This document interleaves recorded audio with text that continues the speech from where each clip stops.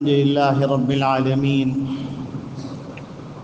والصلاة والسلام على أشرف الأنبياء والمرسلين وخاتم النبيين محمد وعلى آله وصحبه ومن تبعهم بإحسان ودعا بدعوتهم إلى يوم الدين. أما بعد فأعوذ بالله من الشيطان الرجيم. بسم الله الرحمن الرحيم. قال الله تبارك وتعالى فألهمها فجورها وتقواها.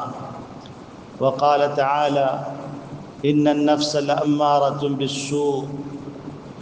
وقال النبي صلى الله عليه وسلم التائب من الذنب كمن لا ذنب له أو كما قال عليه الصلاة والسلام. میرے محترم بزرگوں، عزیز دوستوں، دینی اسلامی بھائیوں، حضرت معروم رحمۃ اللہ علیہ حکایات کے بادشاہ تھے اور وہ پیچیدہ باتوں کو مثالوں سے، حکایات سے سمجھا دیا کرتے تھے. ایک موقع پر معروم رحمۃ اللہ علیہ فرماتے ہیں کہ ایک لکڑہارا تھا. وہ جنگل میں جا کر لکڑیاں کاٹتا، پھر ان کی گٹھری بناتا، گٹھری بنا کر گھر لے کے آتا. شام ہو جاتی، وہ شام کے مناسبت سے لکڑی کو ایک جگہ رکھ دیتا اور کھانا کھا کے سو جایا کرتا تھا. سردی کا زمانہ تھا. لکڑہاڑے نے حسب معمول لکڑیاں کاٹیں، لکڑیاں جمع کیں، ان کی گٹھری بنائی. گٹھری بنا کر وہ گٹھری گھر لے کے آ گیا تو چراغ میں اس نے دیکھا کہ ایک سانپ بے سدھ پڑا ہوا ہے. وہ یہ سمجھا کہ یہ سانپ مر چکا ہے، حالانکہ یہ سانپ سردی سے ٹھٹر کے جم گیا تھا. جب سانپ گھر آ گیا اور گھر کے اندر جو چراغ جل رہا تھا، آتشدان جل رہا تھا، اس کی گرمی اس کو پہنچی تو اس میں حرکت پیدا ہوئی. لکڑہارا اپنے معمول کے مطابق کھانا کھا کر یہ سوچ کر سو گیا کہ سانپ مرا ہوا ہے، نقصان نہیں دے گا. یکایک سانپ اٹھا. اٹھنے کے بعد اس نے لکڑہارے کو ڈس لیا. اب سب پریشان کہ مرا ہوا سانپ تھا اور اس سے غفلت برتی گئی.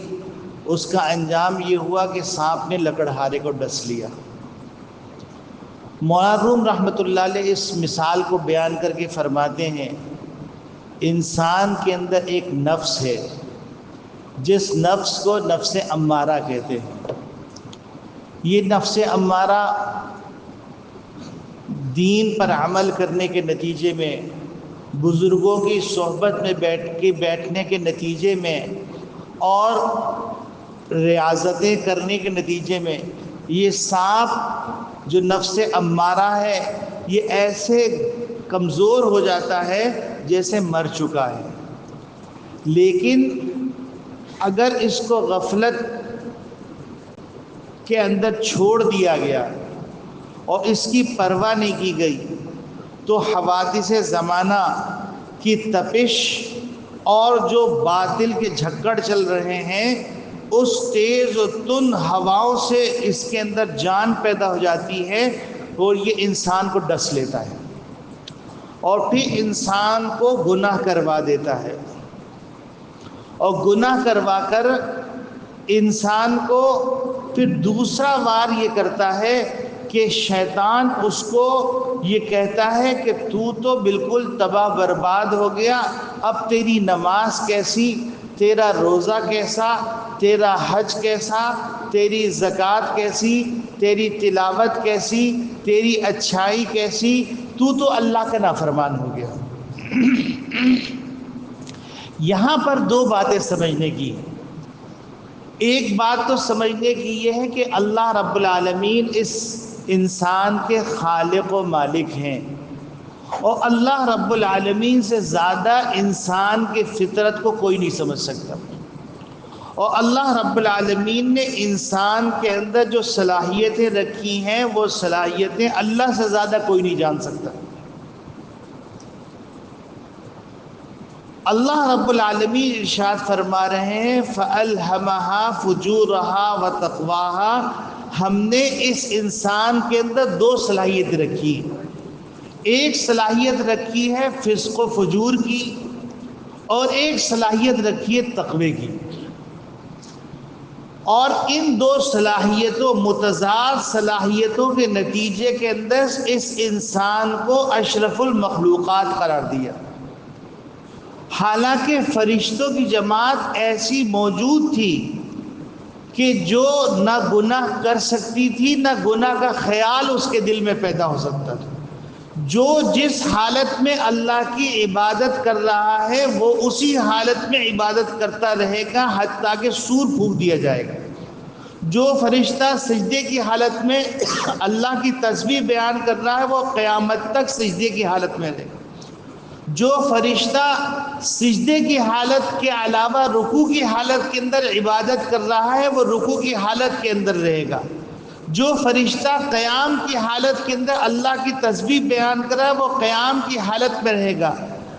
غرض یہ کہ جس فرشتے کے ذمے جو کام لگایا گیا ہے وہ فرشتہ وہی کام کرتا رہے گا۔ اس کے لیے اللہ رب العالمین نے ارشاد فرمایا لا یعصون اللہ ما امرہم، کہ اللہ نے جس بات کا ان کو حکم دیا وہ اس کے خلاف نہیں کر سکتے۔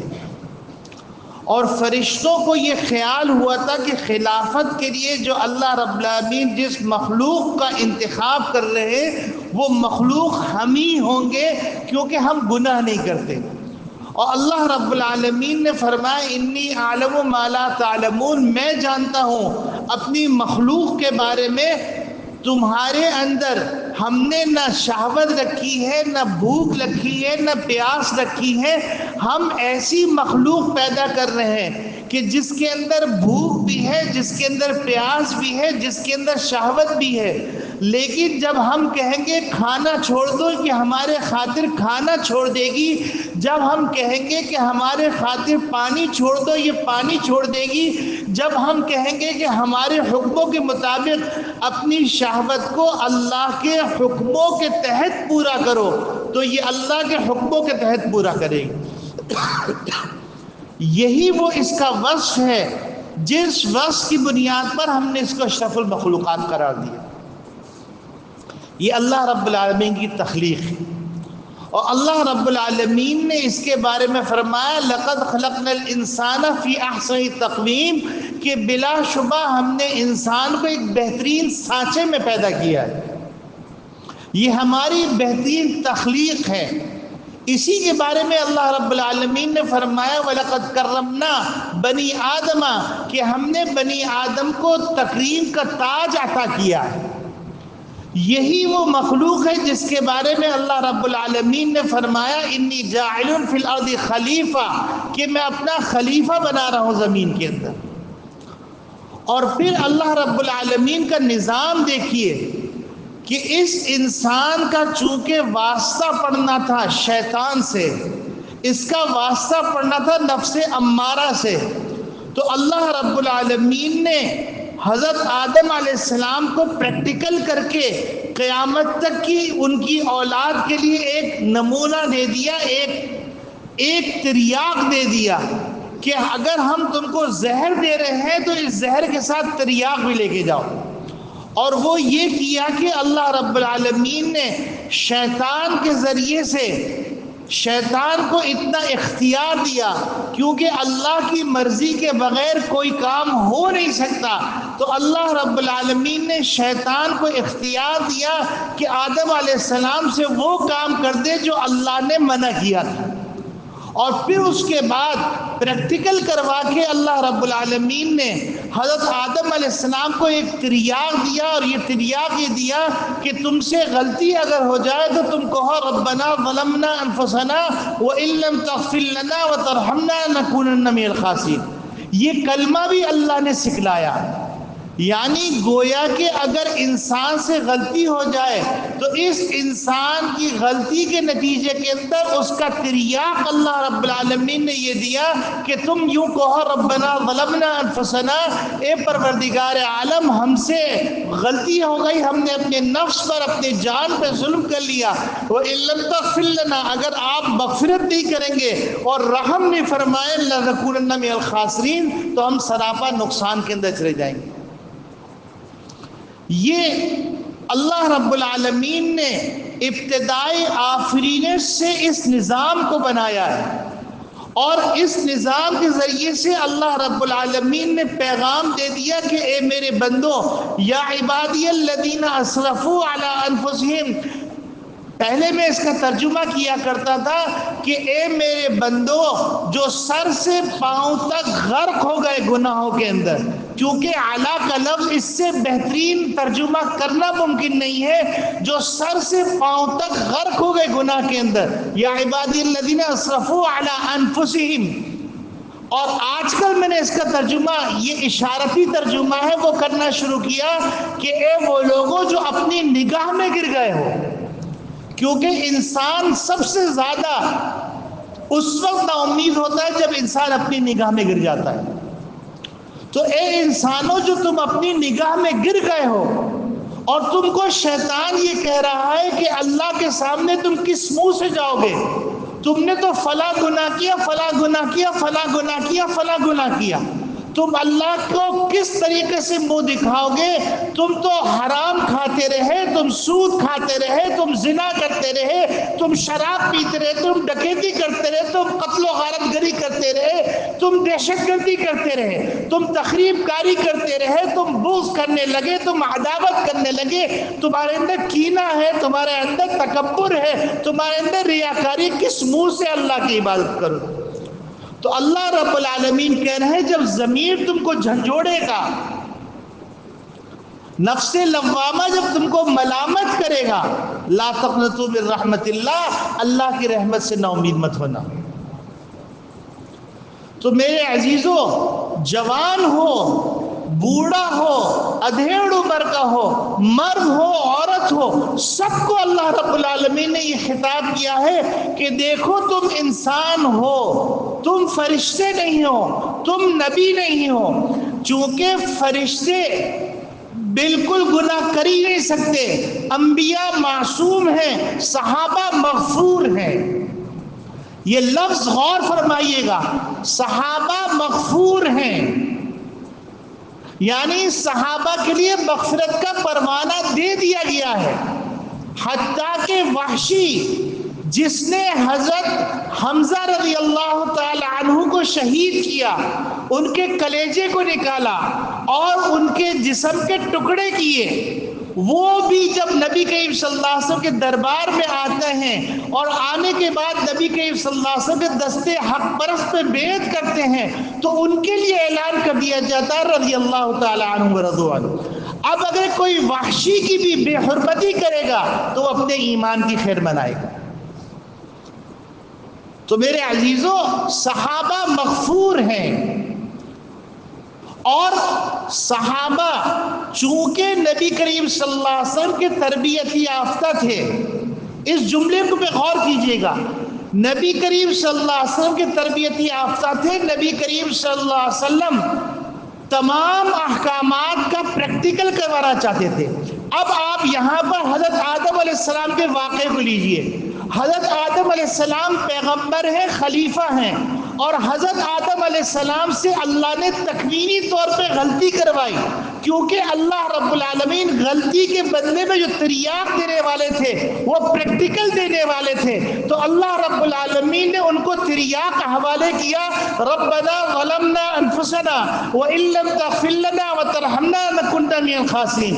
اور صحابہ اکرام رضوان اللہ اجمعین کو شریعت کے لیے نمونہ بنانا تھا، تو صحابہ اکرام رضوان اللہ اجمعین سے بعض اعمال تکوینی طور پہ کروائے گئے تاکہ اللہ کے حدود کے نافذ کرنے کا پریکٹیکلی نمونہ آ جائے، اور اللہ رب العالمین نے ان کو مغفور قرار دیا۔ حتیٰ کہ جب ایک عورت کے اوپر سنسار کے پتھر مارے گئے اور سنسار کا خون اڑ کر حضرت عمر خطاب رضی اللہ تعالیٰ کے اوپر آیا تو حضرت عمر خطاب رضی اللہ تعالیٰ نے ناگواری کا اظہار فرمایا، تو نبی کریم صلی اللہ علیہ وسلم فرماتے ہیں کہ اے عمر، اگر سارے مدینے والوں پر اس عورت کا خون بانٹ دیا جائے اور اس صحابی کا خون بانٹ دیا جائے تو سب کی مغفرت ہو جائے۔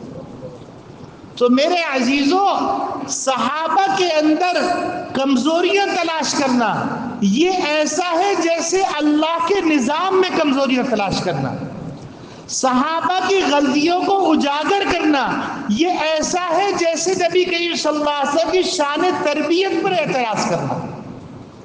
چونکہ سارا نظام تکوینی ہے، اور تکوینی نظام کے اندر میں ایک مثال آپ کو اور پیش کرتا ہوں، اور یہ ساری مثالیں میں قرآن سے پیش کر رہا ہوں یا حدیث سے پیش کر رہا ہوں۔ آپ یہ دیکھیے صحابہ اکرام رضوان اللہ اجمعین کے مقابلے میں حضرت موسیٰ علیہ السلام کا مقام کتنا بلند ہے، اور حضرت موسیٰ علیہ السلام کا واسطہ پڑتا ہے ایک تکوینی ذات سے، اور یہ تشریعی ذات ہیں۔ حضرت موسیٰ تشریعی پیغام لے کے آئے ہیں، حضرت خضر تکوینی پیغام لے کے آئے ہیں۔ اب حضرت خضر علیہ السلام تین کام کرتے ہیں، سورہ کہف کے اندر تینوں کام موجود ہے، تفصیل میں نہیں جا رہا ہوں۔ تین کام کرتے ہیں، تشریعی پیغمبر وہ اپنی جگہ حق بجانے میں ہیں، وہ ان پر اعتراض کرتے ہیں، اور اعتراض کرتے ہیں تو حضرت خضر کہتے ہیں کہ تم کو اپنی شاگردی میں لینے کے لیے میں نے شرط رکھی تھی کہ تم میرے کاموں پر اعتراض نہیں کرو گے۔ اب آپ دیکھیے ظاہری نگاہ کے اندر حضرت موسیٰ علیہ السلام کے سارے اعتراضات صحیح ہیں، شریعت کی روشنی میں سارے اعتراضات صحیح ہیں، لیکن حضرت خضر علیہ السلام جو تکوینی راز سے پردہ اٹھاتے ہیں تو لگتا ہے کہ سارے معاملات حضرت خضر نے بالکل صحیح کیے۔ میں تفصیل میں نہیں جا رہا ہوں، میں آپ کو ایک اصول، ایک پیمانہ دینا چاہ رہا ہوں، کیونکہ آج کل سوشل میڈیا کے اوپر ایک طوفان بدتمیزی وبا ہے، اور ہم اپنے کیڑے، اپنے زمانے کے کیڑے، اپنے زمانے کی برائیاں، اس کی اصلاح سے زیادہ ہم صحابہ کو مشورہ دے رہے ہیں، ہم صحابہ کے اندر کیڑے نکال رہے ہیں، ہم صحابہ کے اندر ایسی چیزیں نکال رہے ہیں جو زیب نہیں دیتی۔ مجھے بتلاؤ، یا تو تم حضرت موسیٰ علیہ السلام کی ان تمام آیات کا انکار کر دو جہاں پر حضرت خضر علیہ السلام نے تین اعمال کی ہیں جو ظاہری اعتبار سے یا تو احسان فراموشی ہے، یا قتل ہے، یا پھر جو ہے زیادتی ہے، اور قرآن کی ان آیات کا انکار کر دو، یا پھر تکوین کو تشریع کو الگ الگ مانو۔ تکوینی معاملات الگ ہیں، تشریعی معاملات الگ ہیں۔ تکوینی معاملات کو اللہ جانتا ہے، یہ اللہ نے جس کو تکوین کا ذمہ دار بنایا ہے وہ جانتا ہے، اور تشریعی معاملات انسان کے ظاہر کے لیے۔ تو اسی طریقے سے آپ سوچئے نبی کریم صلی اللہ علیہ وسلم کے زمانے کو گزرے ہوئے 1450 سال ہو گئے ہیں، اور نبی کریم صلی اللہ علیہ وسلم کے 1450 سال کے اندر اس امت کے اندر عروج بھی آیا ہے، زوال بھی آیا ہے۔ اس امت کے اندر ایسے حالات آئے ہیں کہ ان حالات کے لیے اجتہاد اور استنباط کرنے کی ضرورت تھی۔ ان حالات کے اندر اجتہاد اور استنباط کرنے کے لیے ضروری یہ ہے یا تو قرآن میں نص موجود ہو، یا حدیث میں نص موجود ہو، یا آثار صحابہ میں نص موجود ہو۔ تو ظاہر سی بات ہے صحابہ اکرام رضوان اللہ اجمعین وہ کام جو نبی کے شان نہیں تھے، نبی سے صادر نہیں کروائے جا سکتے تھے، نبی کی عصمت پر اعتراض آ سکتا تھا، جو کام نبی خود کر سکتے تھے وہ کرے ہوئے. حضرت جبریل امین آئے, کہا میں نماز پڑھا رہا ہوں, آپ صحابہ سے کہیے صلو کما رأیتمونی اصلی, میں جس طرح نماز پڑھا ہوں اس طرح تم نماز پڑھو. یہ نبی کے شان تھا, پریکٹیکل کر کے بتلا دیا. حج کے موقع پر نبی کریم صلی اللہ علیہ وسلم اونٹ میں سوار ہو کر جا رہے ہیں اور ایک ایک عمل کو محفوظ کروا رہے ہیں کہ دیکھو یہ عمل یہ ہے, یہ عمل یہ ہے, یہ عمل یہ ہے. حج کی پوری پریکٹیکل تربیت کروا رہے ہیں. قربانی کے موقع پہ نبی کریم صلی اللہ علیہ وسلم قربانی کر کے دکھا رہے ہیں. نبی کریم صلی اللہ علیہ وسلم مال غنیمت کی تقسیم کے اندر دونوں طریقے سے مال غنیمت تقسیم کر رہے ہیں جو نبی کو اختیار حاصل تھا. نبی کریم صلی اللہ علیہ وسلم جہاد کے اندر لیڈر بن کر, نبی کریم صلی اللہ علیہ وسلم چیف آف آرمی اسٹاف بن کر یا فیلڈ مارشل بن کر بتلا رہے ہیں کہ فوج کو کیسے رن کیا جاتا ہے. نبی کریم صلی اللہ علیہ وسلم مدینے کے والی بن کر بتلا رہے ہیں کہ ریاست کو کیسے چلایا جاتا ہے. نبی کریم صلی اللہ علیہ وسلم قاضی بن کر فیصلے کر رہے ہیں کہ دیکھو فلاں مسئلے کے اندر فیصلہ کیسے کیا جاتا ہے. اب ظاہر سی بات ہے امت کے اندر اختلافات بھی ہونے تھے, امت کے اندر حدود کا نفاذ بھی ہونا تھا. تو حدود کے نفاذ کے لیے کچھ کام ایسے تکوینی طور پر صحابہ سے کروانے تھے تاکہ ان حدود کو نافذ کر کے بتلایا جا سکے. کل کو یہ کوئی کہہ نہ سکے نبی نے صرف پریکٹیکل نہیں کیا تھا, تھیوری دی تھی. نبی کریم صلی اللہ علیہ وسلم جہاں تھیوری دی ہے وہاں نبی کریم صلی اللہ علیہ وسلم پریکٹیکل بھی کروایا ہے. تو صحابہ سے نبی کریم صلی اللہ علیہ وسلم سے اللہ رب العالمین نے تکوینی پریکٹیکل کروایا تاکہ نبی کریم صلی اللہ علیہ وسلم اس پریکٹیکل کو کر کے صحابہ پہ اس پہ نافذ کر کے اور قیامت تک کی امت کے لیے ایک نظیر پیش کر دیں اور آئندہ مسائل کا استنباط پیش کر دیں. آئندہ یہ مسئلہ پیش کر دے کہ اگر مسلمانوں کے دو فریقوں کے اندر مسائل پیدا ہو جائیں تو ان فریقوں کے مسائل کو کیسے سلجھایا جائے. تو کچھ کام نبی کریم صلی اللہ علیہ وسلم نے خود کیے اور کچھ کام کے لیے فرمایا علیکم بسنتی و سنت الخلفاء الراشدین المہدیین. یعنی آپ اس پوری لڑی کے اندر دیکھیں تو آپ کو ایک حسین امتزاج نظر آئے گا. اور حسین امتزاج کے اندر جیسے اگر باغ کے اندر سارے پھول گلاب کے ہوں تو اتنا حسن نہیں ہے. جب باغ کے اندر گلاب کا پھول بھی ہے, گیندے کا پھول بھی ہے, چمیلے کا پھول بھی ہے اور مختلف پھول ہیں تو اس چمن کی حسن کی بات ہی کچھ اور ہوگی. تو اسی طریقے سے نبی کریم صلی اللہ علیہ وسلم کے اندر صوفیہ صحابہ بھی ہیں, فقہا صحابہ بھی ہیں, حکمران صحابہ بھی ہیں اور نبی کریم صلی اللہ علیہ وسلم کے صحابہ کے اندر غازی صحابہ بھی ہیں, مجاہد صحابہ بھی ہیں. سارے اعمال کی نظیریں پیش کر گئے. تو میرے عزیزو, اگر ہمارے دل کے اندر کسی صحابی کی تنقیص آ گئی ہے تو استغفار کر لیں. یاد رکھو